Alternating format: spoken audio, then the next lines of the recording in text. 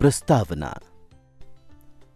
मेरे दो डैडी थे, इसलिए मेरे पास दो विरोधी दृष्टिकोणों का विकल्प था, एक अमीर आदमी का और एक गरीब आदमी का। मेरे दो डैडी थे, एक अमीर और एक गरीब। एक उच्च शिक्षित और बुद्धिमान थे, वो पीएचडी थे और उन्होंने 4 साल का पूर्व स्नातक पाठ्यक्रम 2 साल में ही पूरा कर लिया था। इसके बाद पढ़ाई करने के लिए वो स्टैनफोर्ड यूनिवर्सिटी, शिकागो यूनिवर्सिटी और नॉर्थ वेस्ट यूनिवर्सिटी गए, जाहिर है पूरी स्कॉलरशिप्स पर। दूसरे डैडी कभी 8वीं भी पास नहीं कर पाए। दोनों ही डैडी अपने करियर में सफल थे। दोनों ने ही जिंदगी भर कड़ी मेहनत की।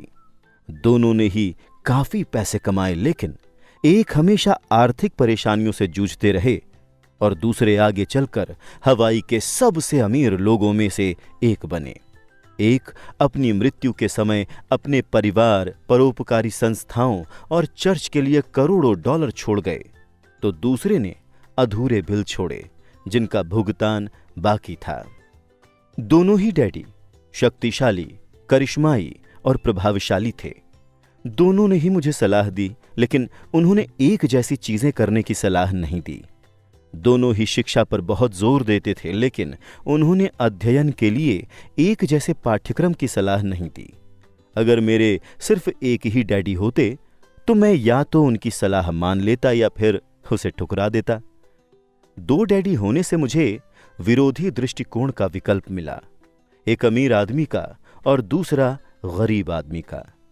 उनमें से किसी एक दृष्टिकोण को स्वीकार या अस्वीकार करने के बजाय मैं उनकी कही बातों पर काफी सोच विचार करता था, उनकी तुलना करता था और फिर अपने बचपन में मुझे बड़ी उलझन होती थी।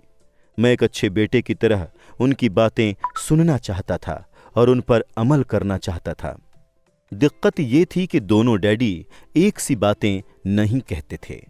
उनके दृष्टिकोण में जमीन आसमान का अंतर था, खास तौर पर पैसे के संबंध में। इससे मैं बहुत चकराता था, लेकिन मेरी जिज्ञासा जाग गई। मैं काफी समय तक सोचता रहता था कि उनमें से किसने क्या कहा और क्यों कहा। अपने खाली समय में अधिकतर मैं इसी बारे में विचार करते हुए खुद से ये सवाल पूछता था, उन्होंने ऐसा क्यों कहा? फिर मैं दूसरे डैडी की कही बातों के बारे में भी यही सवाल पूछता था। इसके बजाय तो ये कहना ज्यादा सरल होता, हां, उनकी बात बिल्कुल सही है, मैं इससे सहमत हूं, या ये कहकर उनके उस दृष्टिकोण को नकार देना भी आसान होता। उन बुजुर्ग इंसान को पता ही नहीं है कि वो क्या बोल रहे हैं। मैं दोनों डैडियों से प्रेम करता था, इसलिए मैं सोचने के लिए विवश हुआ और अंततः मुझे अपने लिए सोचने का तरीका चुनने की खातिर मजबूर होना पड़ा। इस प्रक्रिया में अपने लिए विकल्प चुनना आगे चलकर काफी मूल्यवान साबित हुआ, जो किसी दृष्टिकोण को सिर्फ स्वीकार या अस्वीकार करने से संभव नहीं था। अमीर लोग ज्यादा अमीर बनते हैं और गरीब ज्यादा गरीब तथा मध्यम वर्गीय कर्ज में डूबा रहता है। इसका एक कारण यह है कि पैसे का विषय स्कूल में नहीं, घर पर पढ़ाया जाता है। हम में से ज्यादातर लोग पैसे के बारे में अपने माता पिता से सीखते हैं। गरीब माता पिता अपने बच्चों को पैसे के बारे में क्या सिखा सकते हैं? वो बस कह देते हैं, स्कूल जाओ और मेहनत से पढ़ो। हो सकता है कि बच्चा बेहतरीन ग्रेड के साथ पढ़ाई पूरी कर ले, लेकिन उसके बाद भी उसकी आर्थिक प्रोग्रामिंग और मानसिकता तो गरीब व्यक्ति की ही रहेगी। दुर्भाग्य से पैसे का विषय स्कूलों में नहीं पढ़ाया जाता। स्कूल में वित्तीय योग्यताओं के बजाय अकादमिक और पेशेवर योग्यताओं पर जोर दिया जाता है।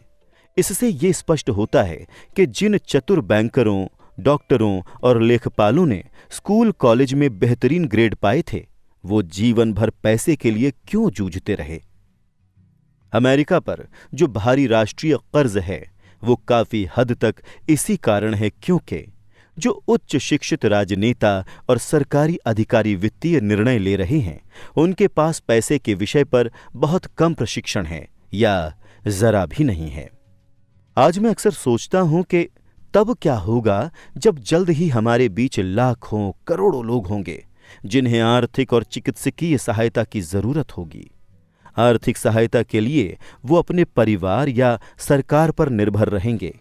जब मेडिकेयर और सामाजिक सुरक्षा का पैसा खत्म हो जाएगा तब क्या होगा?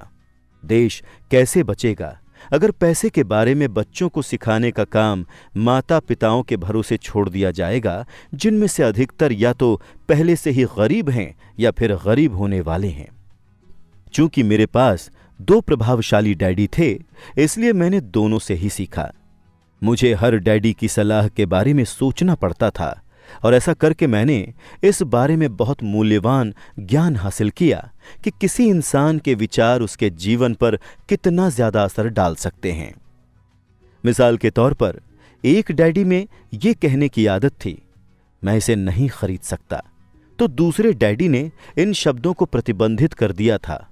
वो जोर देते थे कि मैं इसी बात को इस तरह से पूछूं, मैं इसे कैसे खरीद सकता हूं। एक वाक्य कथन है और दूसरा प्रश्न है। एक में बात खत्म हो जाती है और दूसरे में आप सोचने के लिए मजबूर होते हैं। मेरे जल्द ही अमीर बनने वाले डैडी समझाते थे कि मैं इसे नहीं खरीद सकता कहने से आपका दिमाग किस तरह काम करना छोड़ देता है, वहीं दूसरी ओर मैं इसे कैसे खरीद सकता हूं, ये सवाल पूछने से आपका दिमाग सक्रिय हो जाता है। उनका यह मतलब नहीं था कि आपका जिस भी चीज पर दिल आ जाए आप उसे खरीद लें। उन्हें अपने दिमाग की कसरत कराने का जुनून था, जिसे वो संसार का सबसे शक्तिशाली कंप्यूटर मानते थे। वो कहते थे, मेरे दिमाग की शक्ति हर दिन बढ़ती है क्योंकि मैं इसको व्यायाम कराता हूं। ये जितना ज्यादा शक्तिशाली बनता है मैं उतने ही ज्यादा पैसे बनाता हूं।